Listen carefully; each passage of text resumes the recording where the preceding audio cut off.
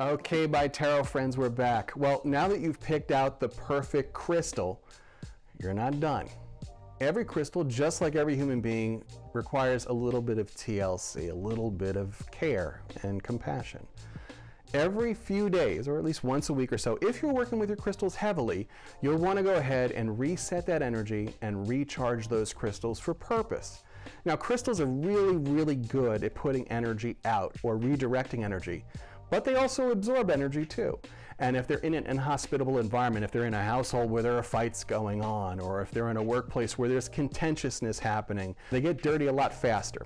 So what you want to do is you want to clear it, and then you want to charge it. The best ways to clear it are as follows. My favorite is moon energy.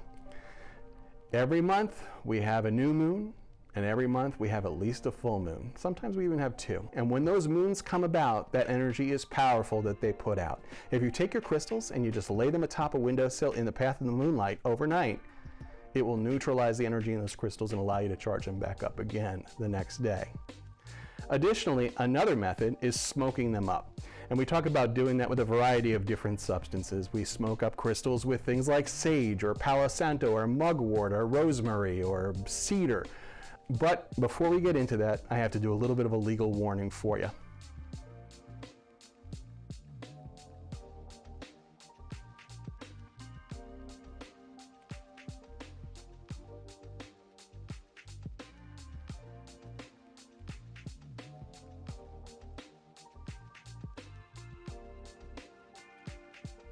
Okay, now that we've gotten that unpleasantness out of the way, the thing that people usually do is they usually take the entire bundle of sage and they light it on fire.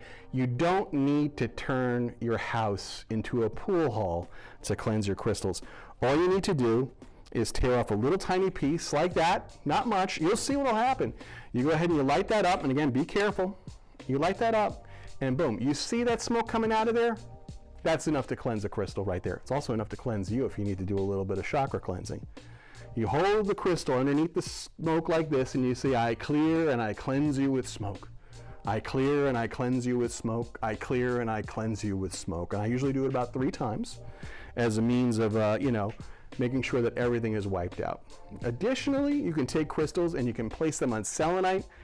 I've actually created another video later in this series that gives you a little bit more information on that. But those are the ways that you wipe the energy out of the crystals so you can recharge them.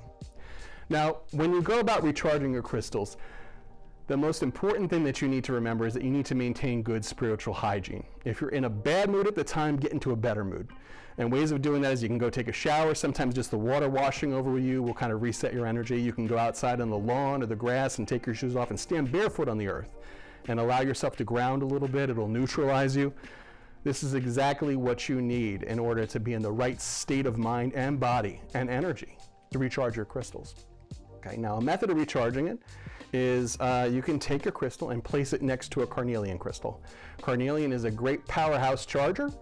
It's wonderful. It's an ancient stone. People used to believe that you would take it with you on your journey into the afterlife as a means of protection. If you don't have a piece of carnelian, and they are beautiful, and you can find them at most metaphysical shops, but the varieties can be pricey, you can also charge a crystal yourself.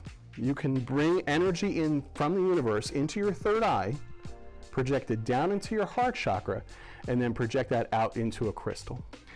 Any purpose that you wanted to put into a crystal, and again, make sure that you're kind of matching a purpose that the crystal needs or can actually, metaphysically output, you can put into this crystal and build it back up. Now again, say when I'm working with the smoky quartz and I want to use it for the purpose of healing, like getting negative energy out to just like good energy come in. I hold the smoky with both my hands, okay, it's beautiful smoky, and I put it right in front of my heart, and I envision cleansing and clearing energy coming in from the universe into my third eye, and then that energy twirling around my third eye and going down into my heart chakra, and then projecting out of my heart chakra into the stone while I hold it. If you close your eyes and you envision this energy running through you like a circuit, you'll start to feel a little bit of an indication that that energy is running. Sometimes it'll feel like a little electrical tickle. Sometimes it'll make your hair stand on end. You get a couple of goosebumps. Sometimes it'll just feel a little warmer, or it'll vibrate a little bit. But as you continue to do this, the intensity of this will continue to build. And then after a while, you'll find that the intensity will start to wane a little bit. And as it diminishes and it starts to kind of fade away, you can put that crystal down, and that crystal is now charged. Now, keep in mind, I recommend recharging crystals that you work with frequently, at least once a week. Again, if you're in contentious environments where there's a lot of fighting going on, maybe every 2 or 3 days. If you're not working with your crystal frequently, it can go for a longer period of time than that. But if it's something that you cherish and something that you work with energetically very frequently, well, often is better. And there you go. That's how you cleanse and charge your crystals.